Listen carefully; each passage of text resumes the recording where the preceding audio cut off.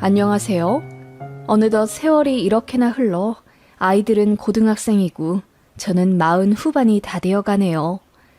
이렇게 살기까지 제 결혼 생활에서도 참 많은 일들이 있었네요.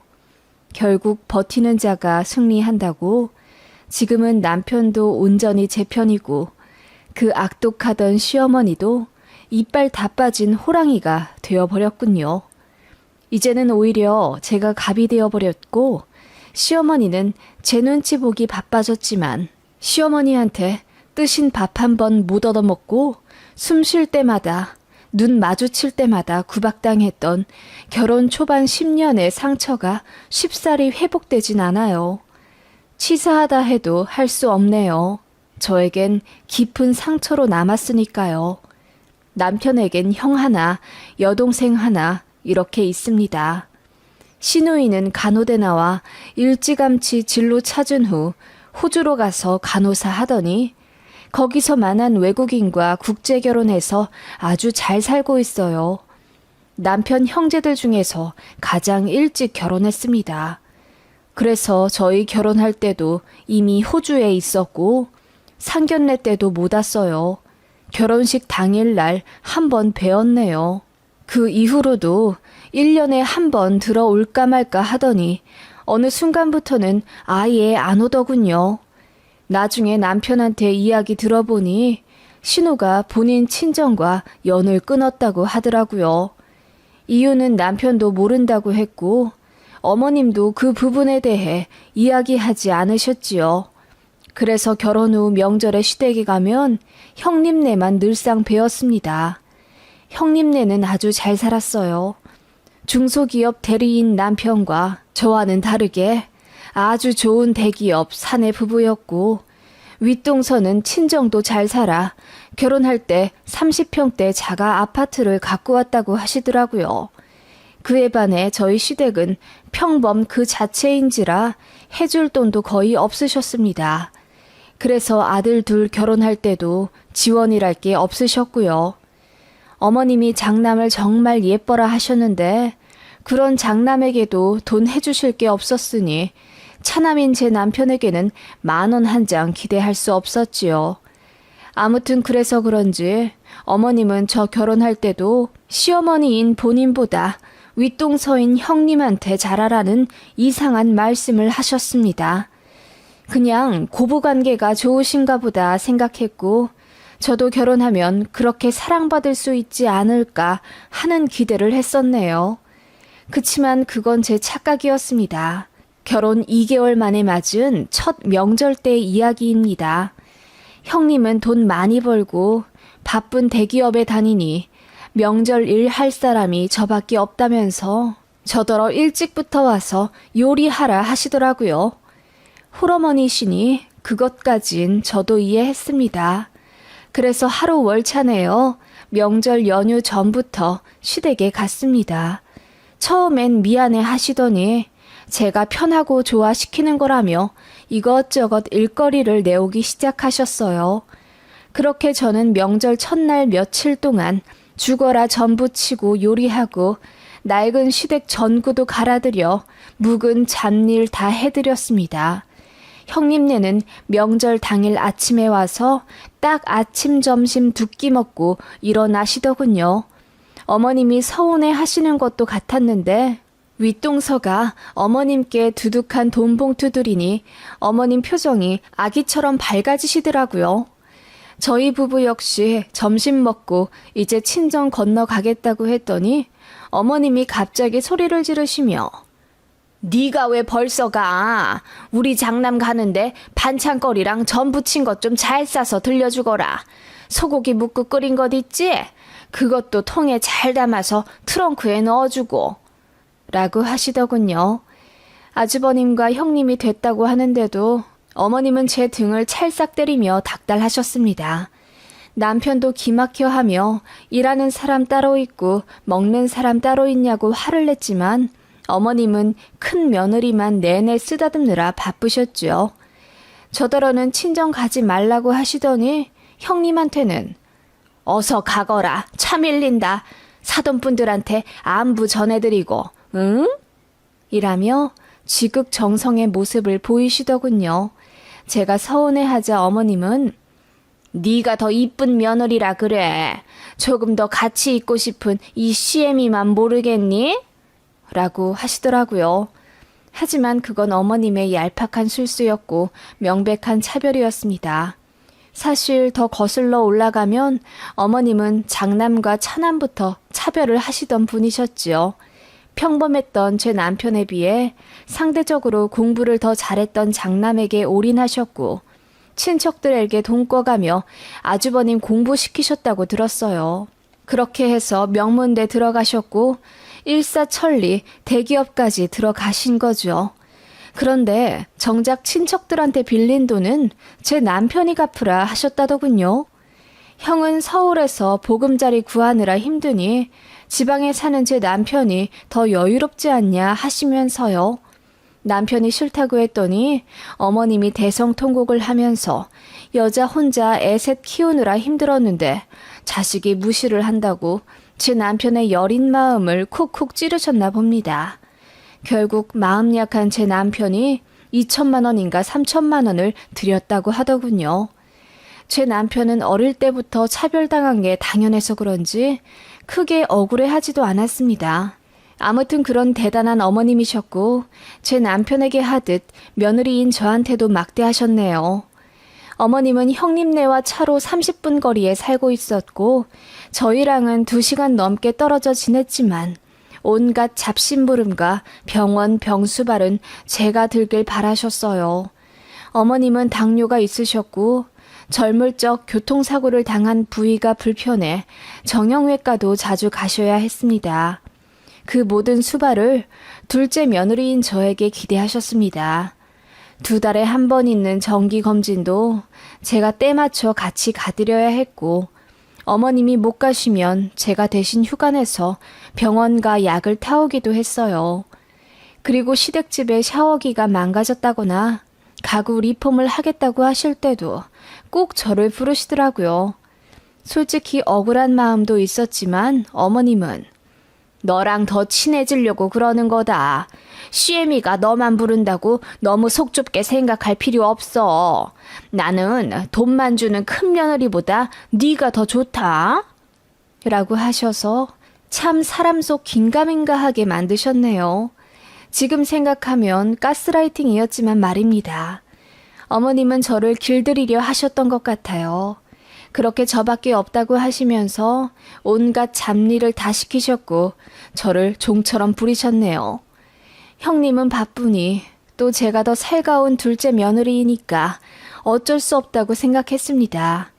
저는 형님네보다 더 일찍 아이를 가지게 되었고 아들을 낳았습니다. 형님네는 아이가 없었기 때문에 좋아하실 줄 알았는데 이게 웬걸? 어머님이 저를 혼내시더라고요. 족보 꼬이게 왜 먼저 가지냐 하시면서요. 그러면서 제가 형님 길을 죽였다고 막 소리치며 혼내시더라고요. 너무 서러웠습니다. 결혼하고 아이 갖는 게 죄인가요? 형님네가 늦게 가지는 걸 왜 저더러 뭐라 하시는지 너무 속상했습니다. 어머님은 난리를 치며 저더러 수술을 하라고 막무가내 집까지 찾아오셨네요. 결국 남편이 처음으로 어머니에게 고래고래 소리 질러가며 대들었고 충격받은 어머님이 알아놓으셨네요. 그것도 저희 죄책감 가지라고 일부러 쇼한 거였지만 아무튼 그때 이후로 저희한테 애 지우라 난동 부리는 건 멈추셨어요. 저는 그때 너무 큰 상처를 받았어요. 그래서 아이 낳고도 시댁 가지 않으리라 다짐도 하고 그랬었는데 막상 아이 낳고 나니 어머님이 애 보고 싶다며 대성통곡하는 바람에 마음이 약해져 다시 시댁 왕래했어요. 지금 생각하면 너무 바보 등신 같지만 당시엔 그랬네요. 사정상 친정에 기댈 수도 없는 입장이고 또 남편이랑은 사이가 좋았거든요. 그래서 내가 조금 더 양보하자라는 생각으로 어머님을 대했던 것 같아요. 뭐 여튼 그런 일들을 겪어가며 저도 어머님께 감정이 쌓여갈 수밖에 없었지요. 그렇게 결혼 생활 7, 8년 차가 되었을 무렵이네요. 아주버님네는 결국 아이를 갖지 않겠다고 선언하셨고 어머님은 크게 상심하셨어요. 그래도 저희가 아들을 낳아서 그런지 대 끊길 걱정은 안 해도 된다며 그나마 다행이라 하시더군요. 그렇게 저는 어머님께 조금 더 인정받는 며느리가 될 줄 알았어요. 그치만 아니더군요. 다달이 50만 원씩 붙여주고 명절에는 100만 원, 200만 원 턱턱 내어주는 큰며느리에게 여전히 크나큰 사랑을 보이셨습니다. 저는 여전히 어머님에게 막 부려도 되는 무술이 그 자체였지요. 명절에 아주버님네와 다 같이 모이면 어머님은 저에게만 물 갖고 와라, 과일 내와라 등등 엉덩이 붙일 새 없이 일 시키기 바쁘셨어요. 큰며느리는 귀하게 자라 과일 깎을 줄 모른다 하시면서요. 그 말에 저도 발끈해. 어머님, 저는 뭐 날 때부터 손에 과도 들고 나왔을까요? 저도 어른 돼서 배운 거예요. 라고 했더니 어머님이 코웃음을 치며 우리 큰며느리는 어릴 때부터 가정부가 깎아주는 과일 먹었댄다. 그런 거 못할 만도 하지. 근데 너는 아니잖니. 니네 집 별 볼 일도 없으면서 뭘. 라고 하시더군요. 그 말에 남편까지 화를 내며 말 심하게 한 거 사과하라고 했더니 어머님이 당황해 하시더군요. 그냥 노인네가 농담한 것 가지고 속 좁게 왜 그러냐며 또 저희만 이상한 사람 취급을 하시길래 열받아 짐 싸갖고 나왔습니다. 그제서야 버선발로 쫓아오며 미안하다. 이렇게 가면 내 맘 불편해서 어떻게 하니? 그리고 내일 우리 간장게장 담그려고 했잖아. 꽃게 2박스 사온 거 저거 어떻게 하니? 작은 며느리 없으면 내가 저걸 어떻게 담궈? 라고 하시더군요. 결국 간장게장 때문에 사과하신 거였어요. 기분이 나빠 그대로 집에 간다고 하니 어머님 표정이 싹 바뀌며 앞으로 다신 시댁 찾아올 생각 하지 말라고 하시더군요. 그래서 한동안 연락도 안 했습니다. 한 반년 지났을 때쯤 아쉬운 사람이 먼저 숙이고 들어온다고 어머님이 병원 같이 갈 사람 없다며 저에게 사과하셨어요. 엉엉 울고불고 난리도 아니셔서 다시는 저에게 막말하지 말고 함부로 대하지도 말라고 약속하고 어머님 사과를 받아들였네요. 그치만 어머님은 그게 앙금이 생긴 거였어요. 만만한 둘째 며느리한테 사과하니 자존심은 상하는데 잡일할 무수리는 없으니 어쩔 도리가 없으셨던 거지요. 그래서 첫째 며느리한테 전화해서 제 욕을 그렇게 하셨답니다. 시댁은 다 이런 건가? 시어머니란 존재는 다 원래 이렇게 배려심이 없는 건가? 많이 혼란스러웠네요. 부모복도 없는 나는 결국 시댁복도 없구나 싶어 속상했지만 그래도 남편과 아이들이 있어 행복했어요. 순하디 순한 남편도 나름 최선을 다해 고부 갈등을 막아주고 노력했었던 걸 저도 알거든요. 그런 저와 남편도 결국은 돌아서게 만든 일이 있었습니다. 결혼 10년 차 설날이었을 겁니다. 역시나 일하는 저에게 전화에 보채고 보채 일찍 오라고 닥달하시는 바람에 부랴부랴 퇴근하자마자 시댁으로 갔습니다. 그런데 어머님이 저더러 장 안 보고 왔다고 뭐라 하시더라고요. 어머님도 허리가 안 좋아 이번에 장을 못 봤다면서 그 야밤에 저더러 밖에 나가 뭐라도 사오라고 등 떠미시더군요. 당장 애들 먹을 것도 없어 일단 남편이 문 닫기 직전 마트에 가서 먹을거리 좀 사왔더니 이게 웬일? 시댁 베란다에 갈비찜이며 사골 같은 게 있더군요. 그래서 이건 뭐냐고 했더니 시어머니 왈. 큰아들 내외 먹을 거다. 큰며느리가 임신을 했어. 라고 하시더군요. 그때 알았죠. 어머님이 먹을 게 없다고 한 이유를요. 그 말에 기가 막혀. 어머님, 저 임신했을 때는 이런 거 해주시기는커녕 일 무지하게 시키시더니 너무하세요. 라고 했더니 어머님이 추하게 질투를 하냐고 되려 저를 나무라시더군요. 그리고는 큰 동서 잘빵 치워야 한다면서 일 끝내고 열심히 준비해 시댁과 힘든 저에게 시댁 청소를 맡기시더라고요. 큰 며느리가 비위가 약해 먼지 많은 방에서 못 잔다며 어머님이 특별히 홈쇼핑에서 청소기도 사셨더라고요. 우리 애들 비염 심해 시댁 올 때마다 콧물 재채기 난리일 때도 꿈쩍 않던 분이요.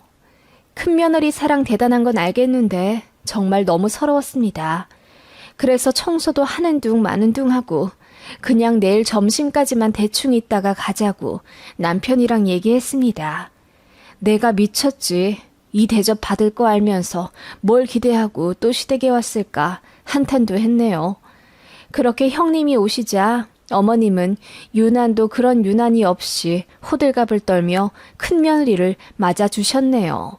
같이 밥 먹으려 상 차리는데 어머님이 제 눈치 쓱 보시더니 베란다에서 어머님이 20시간 푹 구웠다던 사고를 딱 2그릇만 듬뿍 퍼서 형님 내외 자리에 놓더군요.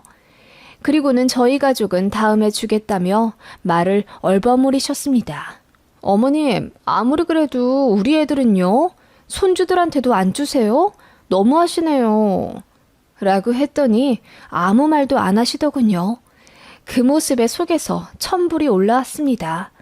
일단 애들도 있으니 꾹 참고 밥 먹는데 식탁에서도 가관이었어요.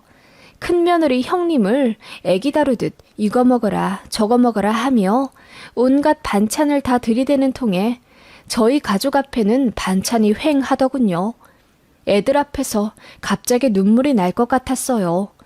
내가 뭘 잘못했길래 우리 애들까지 이런 천대를 받아야 하나 싶어 속상했는데 남편 얼굴을 보니 같은 생각을 하는지 표정이 무겁더군요. 그렇게 제가 마지막 남편 밥까지 덜어낸 이후에야 밥솥에 밥이 없다는 걸 깨달았습니다. 어머님, 밥이 모자라네요. 냉동실에 여분 있나요? 아님 햇반이나. 응? 밥이 없어? 밥이 왜 없어? 베란다에 내가 덜어둔 찬밥 있다. 그거 데워 먹거라. 어머님은 큰며느리 얼굴만 바라보며 저에게는 눈길도 주지 않은 채 말씀하셨어요. 뒷베란다로 가보니 까만 비닐봉지로 덮어놓은 밥그릇이 보이긴 하더군요. 그래서 열어보니 세상에 초록색 곰팡이가 덕지덕지 묻어있는 상태의 오래된 밥이었습니다. 그건 밥이라고 볼 수가 없었지요. 음식물 쓰레기였죠. 그래서 어머님한테 가서 이거 상해서 먹을 게 못 된다고 했더니 어머님이 획 하고 빼서 여기저기 살펴보더니 겨울이라 괜찮다. 곰팡이 핀 부분만 요리조리 떼어 먹거라. 라고 하시는 거예요.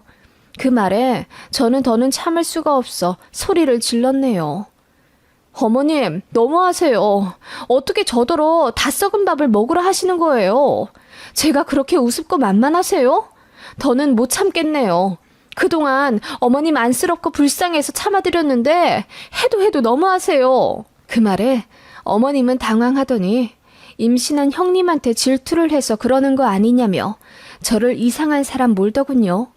남편도 이제 더는 못 참겠다며 어머님한테 절연을 이야기했습니다. 그리고 남편이 앞장서 그대로 애들과 짐 챙겨 시댁 문 쾅 닫고 나왔네요. 어머님은 후에 저에게 전화해 여우같이 남편 조종하는 년이라며 온갖 욕을 하시더군요. 그리고는 이제 우리 큰며느리가 나 모시고 산단다. 애 낳으면 내가 우리 장남집에 들어가 살기로 했어. 내가 우리 장손 키워주며 그 집에서 노후 보낼 거다. 너 같은 거 필요 없으니 오히려 잘 됐지 뭐. 라고 하시며 깔깔 웃는데 꼭 마녀 같더군요. 형님은 애 낳고 100일 뒤에 복귀할 건데 애 봐줄 사람이 없다며 어머님을 모시고 올라온다 하더군요. 어머님은 장남이랑 합가할 생각에 들떠 계셨고요.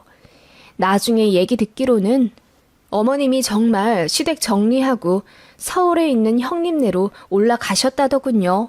그리고 형님은 애 낳고 100일쯤 뒤에 바로 회사 복귀하셨댔고요. 그렇게 애 낳고 잘 살 줄 알았던 형님네가 이혼했다는 소식을 들었습니다. 그 말에 그럼 같이 살던 어머님은 이런 생각이 먼저 들더군요. 형님네가 부자이니 뭐 집 하나 해주지 않으셨을까 하는 마음에 걱정도 안 들었어요. 그런데 나중에 아주버님께 들은 상황은 충격적이었습니다. 결혼 생활 내내 아주버님이 주식 투자를 잘못하여 빚이 상당히 많이 생겼다더군요. 그걸 형님, 아니 정확히는 형님네 친정이 다 갚아주었다고 했고요. 애 낳으면 정신 좀 차릴 줄 알았는데 또 주식에 손을 댔다고 했어요. 그래서 부부가 싸움을 했는데 어머님이 거기서 아들 편을 들었다는 겁니다. 아무리 큰며느리 사랑이 대단하더라도 자기 아들 기죽으며 혼나는 꼴을 못 보신 거죠. 그래서 어머님이 큰며느리한테 네가 하도 잘난 체를 해서 우리 아들이 기가 죽어 그런 거잖아. 돈 좀 벌어보겠다고 그런 걸 그렇게까지 다그쳐서야 되겠니? 아무리 그래도 하늘 같은 남편한테 라며 따귀를 올리셨다나 봐요. 그래서 열받은 형님이 바로 경찰 신고를 했고 어머님은 2년간 애 봐준 공도 없이 그대로 쫓겨났답니다. 아주버님도 그대로 이혼당했고요.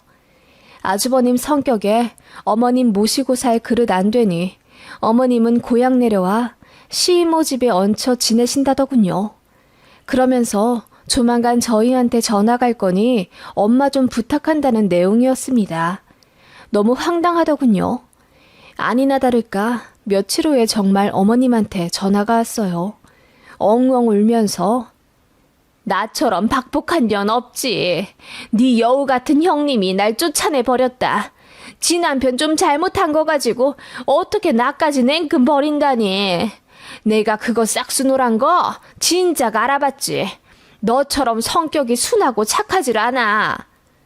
라며 또 이간질을 하시더라고요. 어머님, 이렇게까지 됐는데도 정신을 못 차리시네요. 여우 같은 건 어머님이시고요. 거기서 왜 아들 편을 드세요? 아주버님 잘한 게 뭐 있다고요? 주식빚 몇 억도 다 처가에서 갚아줬다는데 며느리한테 바짝 엎드려 살진 못할 망정 거기서 싸다구를 왜 날리세요 날리긴?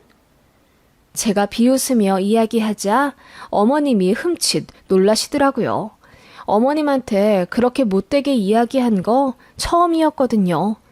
저도 사람이다 보니 어머님 그렇게 된 게 한편으론 참 꼬시더군요.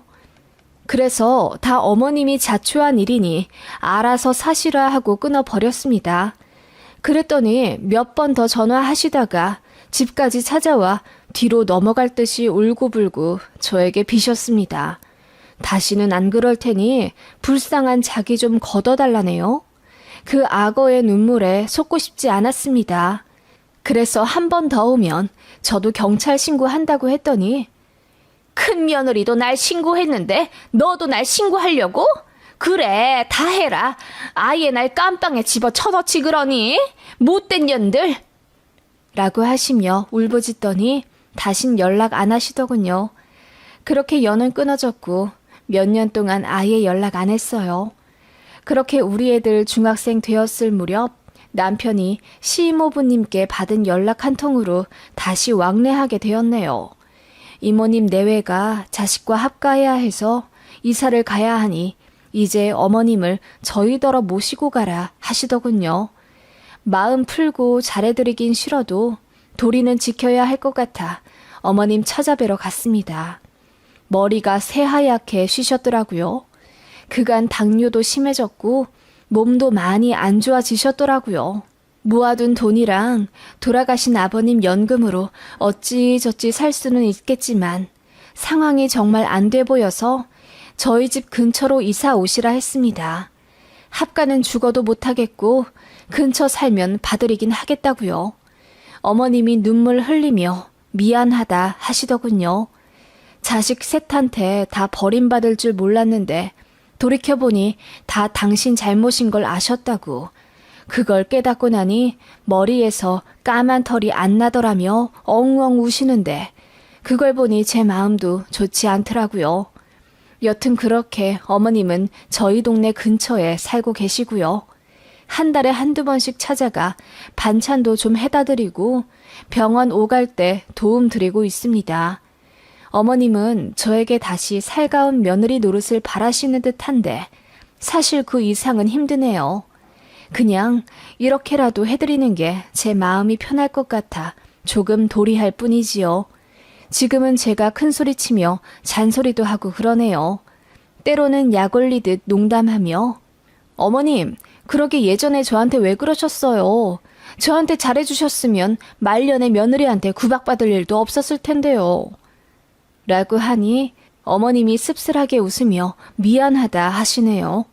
사이다일지 고구마일지 모르지만 어머님을 두고 모른 채 하고 사는 것보다야 이렇게 사는 게 제 마음은 편하네요. 가끔씩 옛날의 억울함이 올라올 때마다 어머님께 한 번씩 잔소리하는 재미로 살아야지요, 뭐.